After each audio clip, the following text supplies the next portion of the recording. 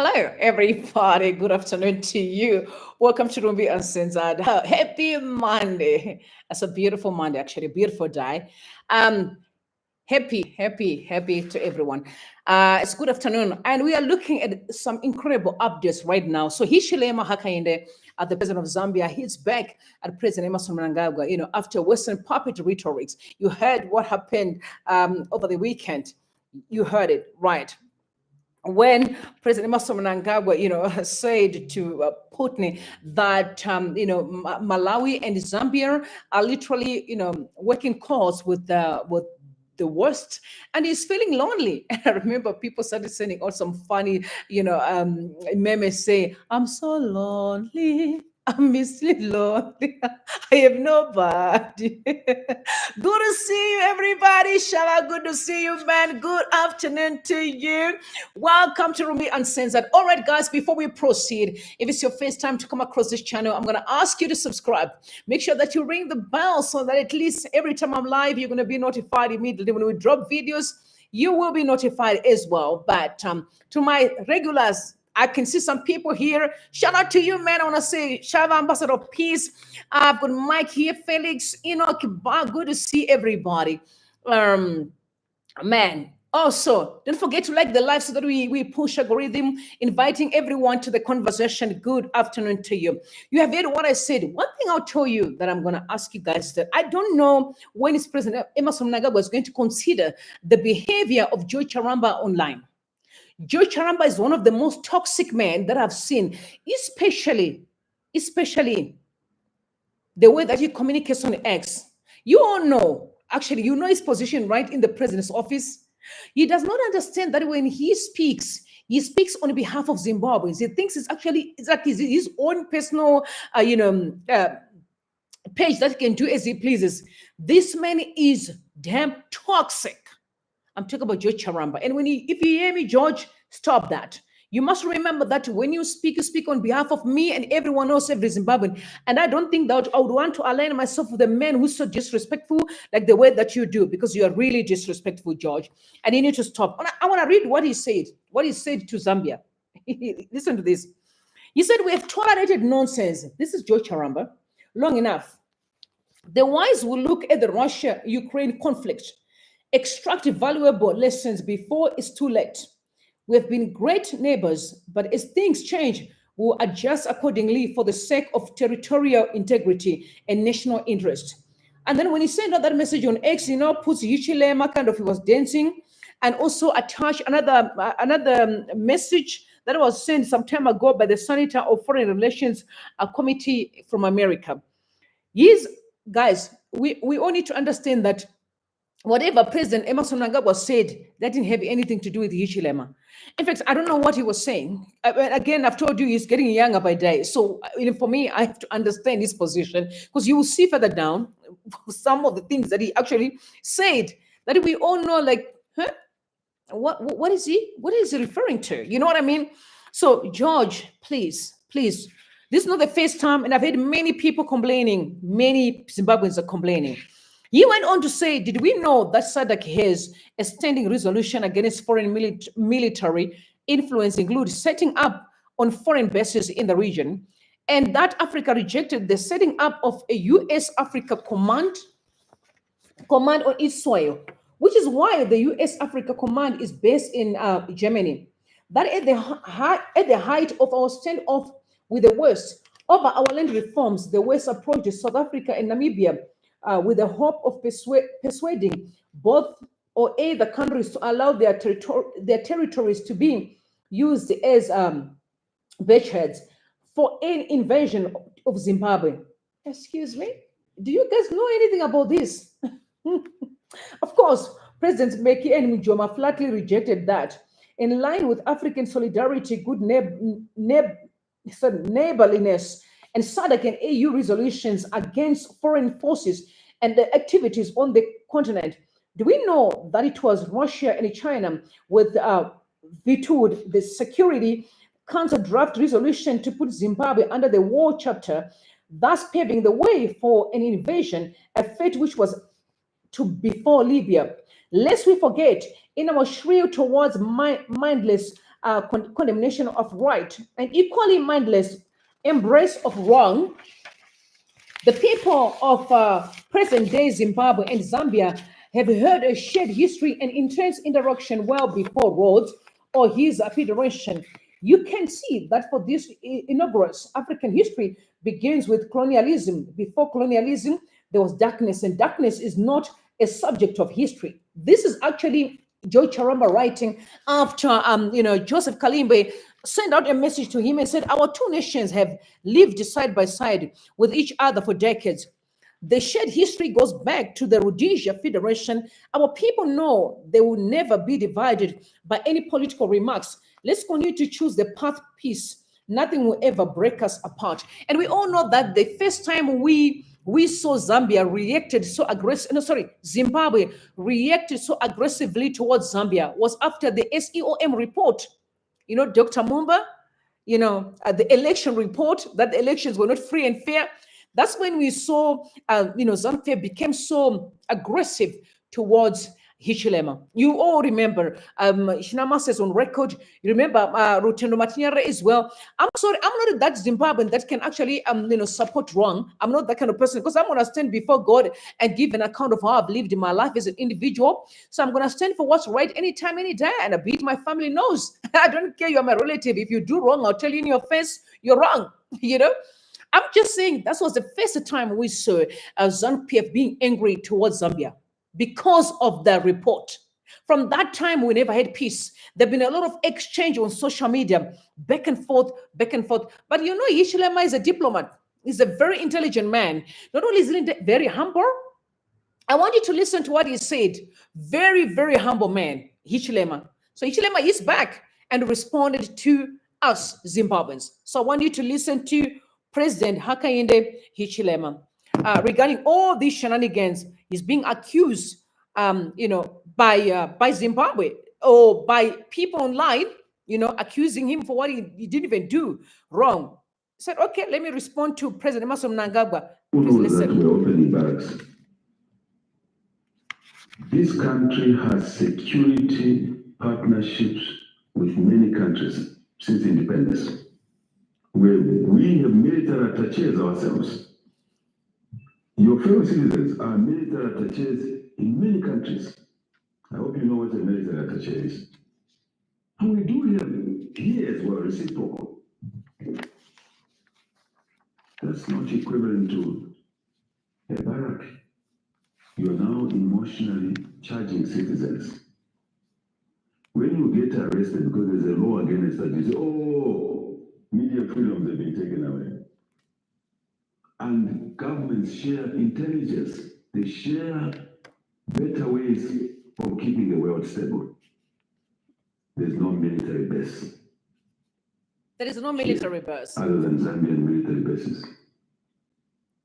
Our soldiers train in Russia, they train in China, in India, they train in Kenya, they train in Botswana. Botswana soldiers train here. This one, who knows that we're opening barracks? So it's on record, there is no military base in Zambia. And actually, I saw quite a number of people sending out messages. Zimbabweans actually, like the commentators or analysts were saying, there is no military base, which includes Hope Watching One. He said there is no military base in Zambia. Guys, I like I said, from the time Dr. Mumba, just released that report, we have never had peace. As far as the issue of fighting between ZANU-PF and Hichilema is concerned, do you remember when Zambians actually went on a protest that you want to kill our president? Do you remember that? When they were talking about Chinamasa, no, there was Chimasa, I think the previous president prior, whom they were busy having back and forth, Rutendo Matinyere as well. They accused him. Someone actually tweeting here, they're saying, someone is sending a message that he is a sellout. And I'm asking a question, guys, the word sellout seems to be a very interesting word in a Zimbabwean context. You always accusing people of being sellouts. What does that really mean, a sellout? I've always been saying I hate that word a lot. Zimbabweans, it's time for us to grow, to mature. What is the meaning of the word sellout? I can ask a million times, what does that mean to call someone a sellout? Because there seems to be a challenge here, because now we are now being robbed in all these shenanigans. In the name of sellout, that person is a sellout. That one is hey, people have the right to make decisions. Even if those decisions don't suit us, it's okay. We will leave them because they will face the consequences of their choices, right? It happens even in our political dilemma. We see that a lot. He's a sellout. He's a sellout. And I'm saying, like, this generation, it's time for us to dump that word sellout and begin to use the right words. People have the right to change if they want to change. But at the end of the day, if anyone deceives another person, there'll be consequences. So let's call things as they are without pointing fingers and accusing people for who they're not. Yeah, Hichilema has the right to live the life the way you want to live. He doesn't owe Zimbabweans anything.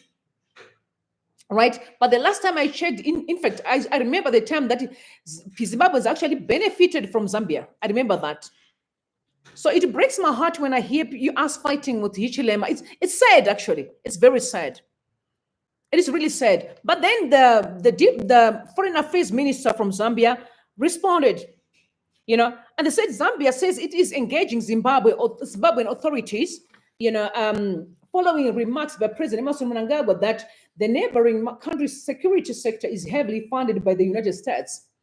The Mnangagwa was captured in a video telling Russian leader Vladimir Putin in St. Petersburg on the sidelines of an investment summit that he was seeking strong support from the Russians as the US, Britain, and other countries from the West had dumped Zimbabwe.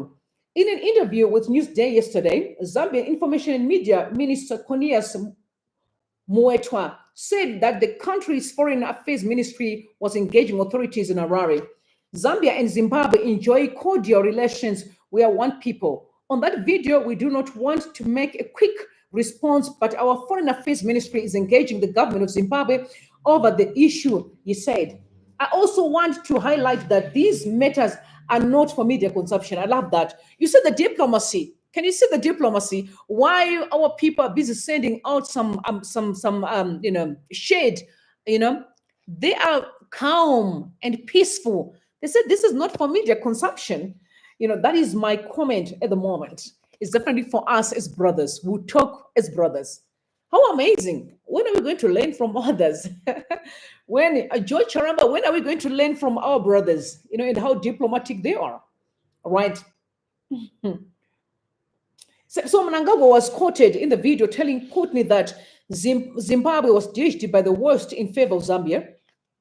And in that process, the West will run away. You see, the West was just begun consolidating its power in Zambia, our neighbor. There was a time when Zambia and Zimbabwe were one. It was called Northern and Southern Rhodesia. It was made one by the Britain, but they are now separate. See, we were one people, I guess. The stories where people are saying that President Mnangagwa is from Zambia. I think I've heard it many times.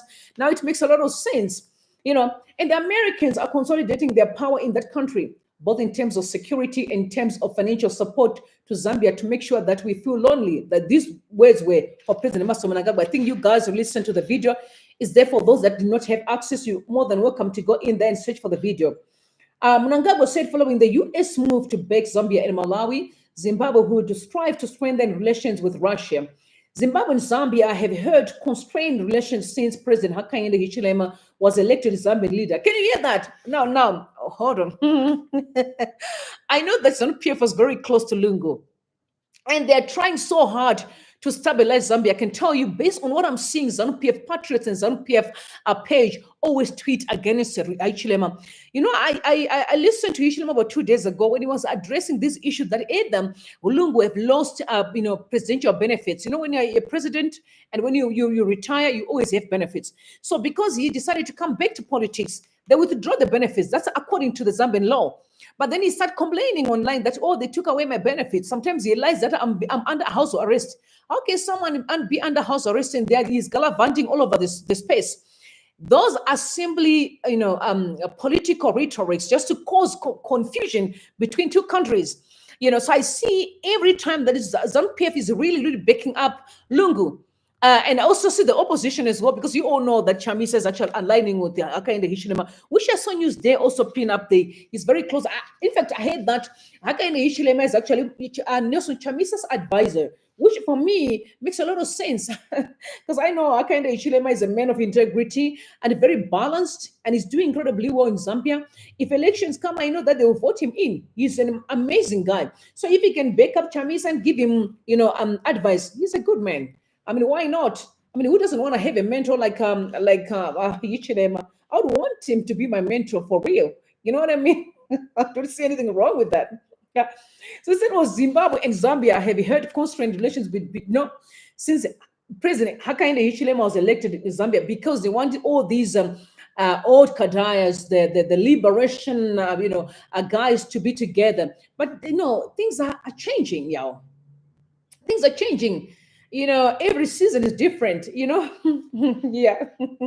So the diplomatic standoff escalated when the head of the Sadc Electoral Observer Mission to Zimbabwe, Nevas Mumba, said Zimbabwe's disputed August 23 elections were not free and fair. Some ZANU-PF activist leaders reacted angrily to the Mumba's report after the election last year. Hichilema, in his capacity as SADC's current chair on politics and defense, appointed former Zambia Vice President Mumba, who released a damning preliminary report shortly after Zimbabwe's elections last year. Hichilema is close to opposition leader Nelson Chamisa, whom the Zambian leader invited to his inauguration in 2021.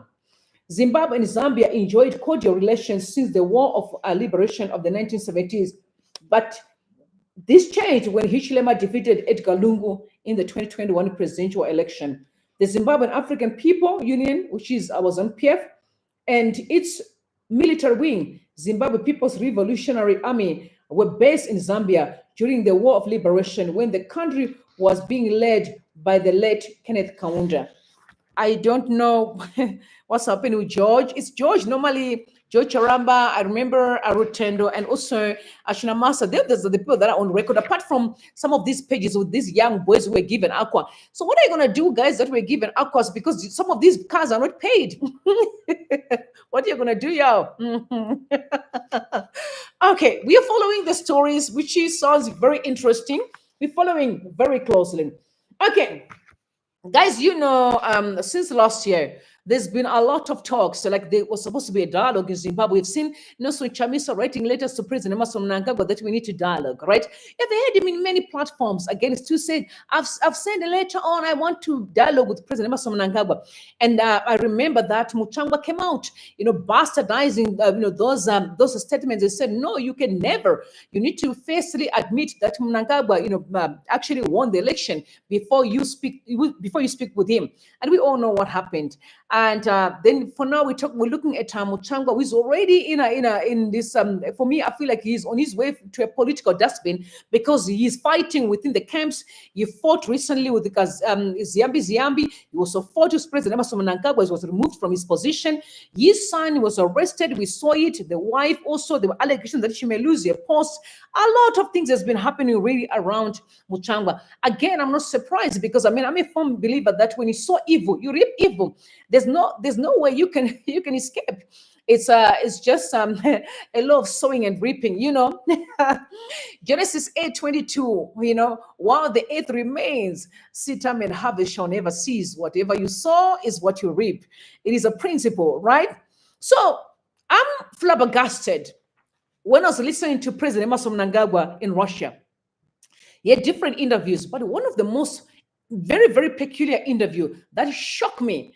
When I heard President Emerson Mnangagwa saying that, in Zimbabwe, when we have issues that can escalate in our society, we always promote dialogue. I want you to comment in the comment section. When you listen to President Emerson Mnangagwa speaking, and when you know what's going on within the camps in the country right now, I'm talking about on the ground, and what he's saying, does that really align? Because maybe it's only me, If I'm wrong, correct me anytime, any minute. But I was shocked to hear that from President Emerson Mnangagwa. I want you to take a listen from him. Please take a listen. Our conversation now to obviously something that's a big topic all across the media, across the entire world. That's the Ukraine conflict, of course. Vladimir Putin has consistently said he's ready to sit down at the negotiating table, come to a peace agreement, whereas the Western countries and the Kiev government seem to be reluctant to do that. I'd like to shift the attention of our conversation now to obviously something that's a big topic all across the media, across the entire world. That's the Ukraine conflict, of course. Vladimir Putin has consistently said he's ready to sit down at the negotiating table, come to a peace agreement, whereas the Western countries and the Kiev government seem to be reluctant to do that. Why do you think that is? Why are they unwilling to come to a peace agreement? Let me assure you, Zimbabwe's policy is for dialogue. We promote dialogue. Wherever there's conflict in any part of the world, our stance is that we should promote dialogue. So wherever there's conflict, our position is that let us promote dialogue, because with dialogue, you remove the issue of dying of people. Because you talk and talk, you may not agree, but it is better to talk and find yourselves. Well, what would you say, how would you assess the move by many Western countries now that, I mean, is a clear escalation where they've said that Western supplied weapons can be used to strike Russian territory? How would you assess the effects that that decision is going to have? No, look, they make their own decisions, but we in Zimbabwe, what we call for is dialogue. If there is any conflict or any area of disagreement, let leaders sit down and go for dialogue and resolve issues of difference of a conflict through dialogue, not move the situation where people die on both sides. No, we need dialogue. I believe that dialogue can resolve many issues. In fact, both the Second World War, the First World War was resolved when the leaders then realized that it was necessary to go for dialogue. The Second World War also had concluded at the table. So it's a good lesson to realize that whatever conflict we may have, it ends at the table. But why have another journey instead of just going straight for a journey towards the table? Well, based on the statements made by various Russian politicians, I would say the Russian government is probably in agreement with you there. But many are still asking the question now, who should they be conducting the dialogue with? Because after all, Vladimir Zelensky's elected presidential term has already expired, and he said that they're not going to hold elections in the near future. So would you say that Zelensky is the legitimate person that needs to be had a dialogue with, or would you say that there's another party in Ukraine that would be better to sit down at the negotiating table? No, I will not identify individuals as this is the most suitable person or that is the most suitable person.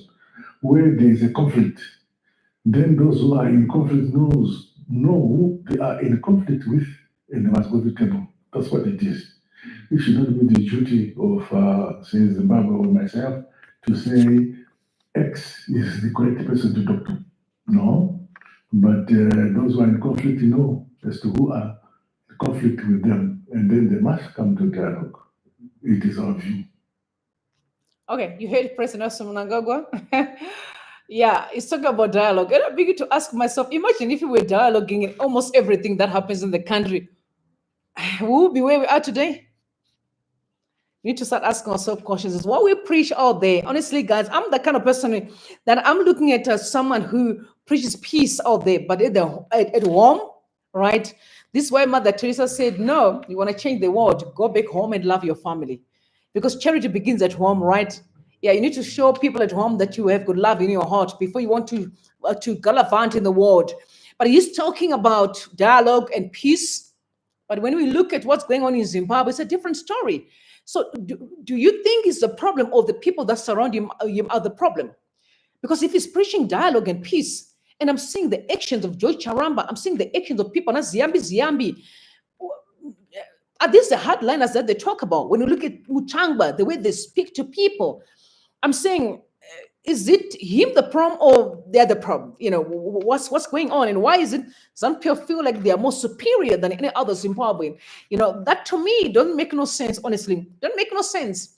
You had him dialogue, so we were definitely going to make sure that at least hold him accountable around the dialogue. I pray that is going to happen soon, the dialogue between him and Chamisa. Remember, for the past week, we've seen, Daily News reporting that ZANU-PF is not open to talk to Chamisa. They're not open to talk to Chamisa, even though he has been sending letters to say, let's have a dialogue, and they were bastardizing him, or they were blocking those conversations. I know the person that I saw at the front line was actually Muchangwa. I remember saying, you will never talk to President Mnangagwa. So you see, he's talking about dialogue. We heard him many times, repeatedly, dialogue. So let's go back home and let's dialogue and fix what happened last year and put our life, our country in shape. It's embarrassing that we need to outsource counsel when we know we can speak around the table and fix this country. We can do it. If we can do it with our families, we can do it with, in the country with the leadership, don't we? We can. All right, so we're going to move on. Very sad story. The issue of drug pandemic in the country. I'm very disappointed, though, because I can see now the police are now pushing that it must be a mandatory that every drug dealer be jailed. I didn't know that in Zimbabwe they were not being jailed. I couldn't, from what I'm saying, but I've seen quite a number of articles where drug dealers were being jailed. But it seems like some of them were actually being, charged, like sentenced to paying a fine. And I'm like, a drug dealer is more than a murderer, because this person is hijacking people's brains and ruining lives. They are worse, that they even need to go to jail for life. That's why some countries execute them, because they know how dangerous the drugs are. Most of these crimes that we are busy dealing with in the country are being caused by drug, intoxication. So if we want to eliminate crime in our society, then we need to make sure that at least we deal with these drug kingpins harshly, so they don't do what they're doing. So Kazembe is here on record now saying, speaking to the police, because the police are pushing and say, no, these guys need to go to prison, because now it's not working anymore. We can't contain drug addiction. So police are pushing for the amendment of the law to have a jail term imposed on all illegal drug and substance dealers without an option of a fine as part of the deterrent measures to deal with the scourge in the country. This comes as the law enforcement agents have arrested 5,364 people from January to end of March this year, with 4,962, generally the users holding small quantities rather than the dealers, being released after paying deposit fine. Can you see? I mean, if we are releasing the dealers, then we are not resolving the issue then. We are not.